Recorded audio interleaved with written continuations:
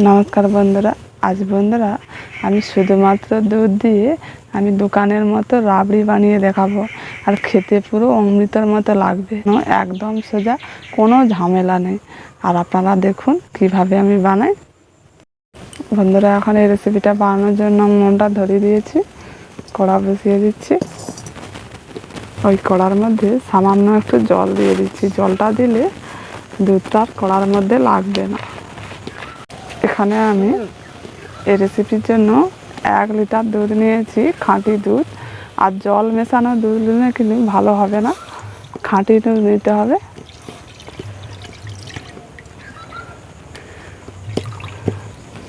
খাঁটি দুধ নিলে রাবড়িটা কিন্তু একটু বেশি হবে, আর জল দুধ নিলে তখন অতটা বেশি হবে না।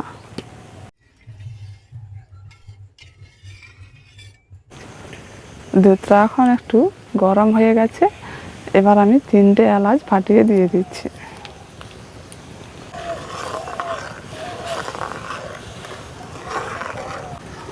যতক্ষণ না দুধটা উতরে যায় ততক্ষণ পর্যন্ত এইভাবে নাড়াচাড়া করে ফুটিয়ে নেব।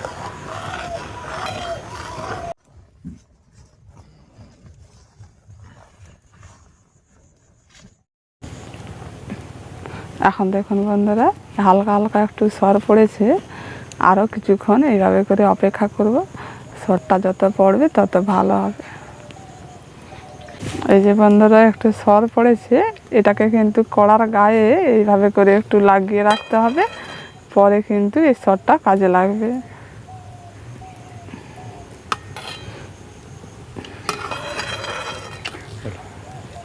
সরটা এখন একটু হালকা পড়েছে, আর এই দুধটা যত ফুটবে তত কিন্তু ঘন হয়ে মোটা হয়ে সরটা পড়বে। তখন এইভাবে করে একটু কড়ার গায়ে লাগিয়ে রাখতে হবে। যত এইভাবে করে সরটা পড়বে আস্তে আস্তে করে এর গায়ে গায়ে লাগিয়ে রাখতে হবে।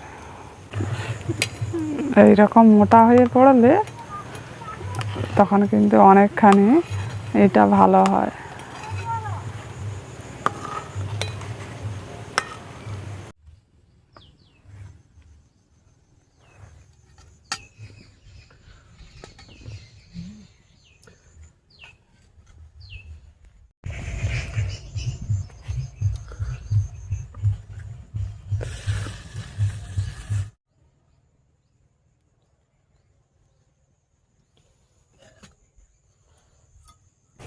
এখন দুধটা ভালো করে ফুটিয়ে ফুটিয়ে সরটা কিন্তু অনেকটাই আমি কড়ার গায়ে লাগিয়ে দিয়েছি।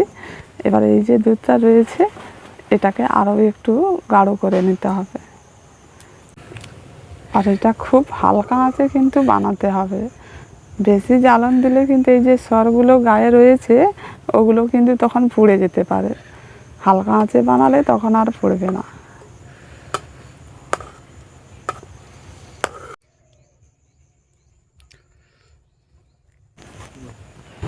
দেখুন বন্ধুরা, এখন দুধটা অনেকটা ঘন হয়ে গেছে আর দুধটা লাল হয়ে গেছে।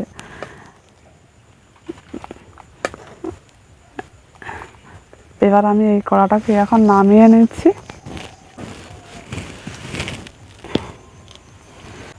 এই যে কড়ার গায়ে যে সরগুলো লেগে আছে এগুলোকে আস্তে আস্তে করে এইভাবে করে দিয়ে দুধের সঙ্গে ভালো করে মিশিয়ে নিতে হবে।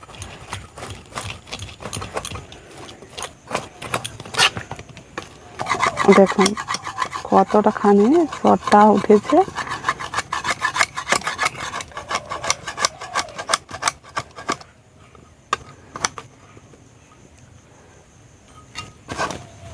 ছাড়িয়ে কিন্তু এই দুধের সঙ্গে ভালো করে মিশিয়ে নিতে হবে। আবার এটাকে হালকা আঁচে আবার একটু ফুটিয়ে নিচ্ছি।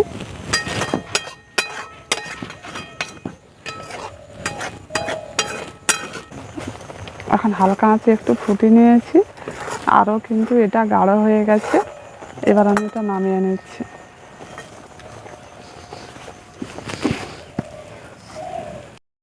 এটা ঠান্ডা করার জন্য 5 মিনিট রেখে দিতে হবে।